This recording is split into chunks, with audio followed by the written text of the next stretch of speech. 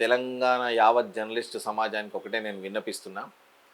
ఏ government వచ్చినా, ఏ ప్రభుత్వాలు వచ్చినా తెలంగాణ జర్నలిస్టులకు ఇంతవరకు ఒక వెంట్రుక వాసిమందం కూడా ఒరిగింది, మంచి చేసింది ఏ ప్రభుత్వాలు కూడా లేవు. దయచేసి సోషల్ మీడియాలో ఉన్నటువంటి, ఎందుకంటే శాటిలైట్ ఛానల్ అంటే మన చేతులు ఉండవు, అవి వాళ్ళ పెద్దోళ్ళ చేతుల్లోనే ఉంటాయి. వాళ్ళకి ఆమ్యామ్యాలు నడుస్తాయి, వాళ్ళే చూసుకుంటారు. సోషల్ మీడియా జర్నలిస్ట్ ఎవరైతే ఉన్నారో పారదర్శకంగా ప్రజల పక్షాన ఎప్పుడైతే పోరాడతాడో ఒకనాడు కాకుండా ఒకనాడైతే ఖచ్చితంగా మనకు మంచి జరిగే అవకాశం ఉంటుంది. యావత్ తెలంగాణ జర్నలిస్ట్ లోకానికి చేతులెత్తి నమస్కరిస్తున్నా. ఉన్నది ఉన్నట్టే కొంచెం సోషల్ మీడియాలో ప్రచారం చేయండి.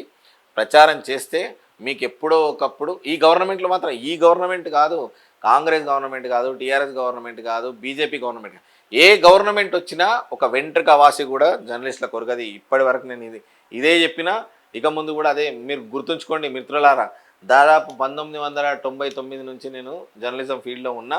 అన్ని చంద్రబాబు నాయుడు గవర్నమెంట్ చూసినా, రాజశేఖర రెడ్డి గవర్నమెంట్ చూసినా, కిరణ్ కుమార్ రెడ్డి గవర్నమెంట్ చూసినా, రోషయ్య గవర్నమెంట్ చూసినా. సో ఏ గవర్నమెంట్ వచ్చినా ఒక వెంట్రుక వాసిమందం కూడా జర్నలిస్టులకు మంచి జరగలేదు.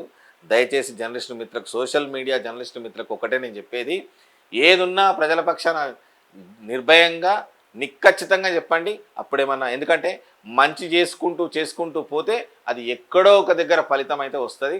అట్లా చెయ్యండి. కానీ ఏ రాజకీయ నాయకునికి వత్తాసు పలికినా వాళ్ళ పక్షాన వార్తలు రాసినా మీకు ఖచ్చితంగా మళ్ళీ ఇదే గతి పడుతుంది.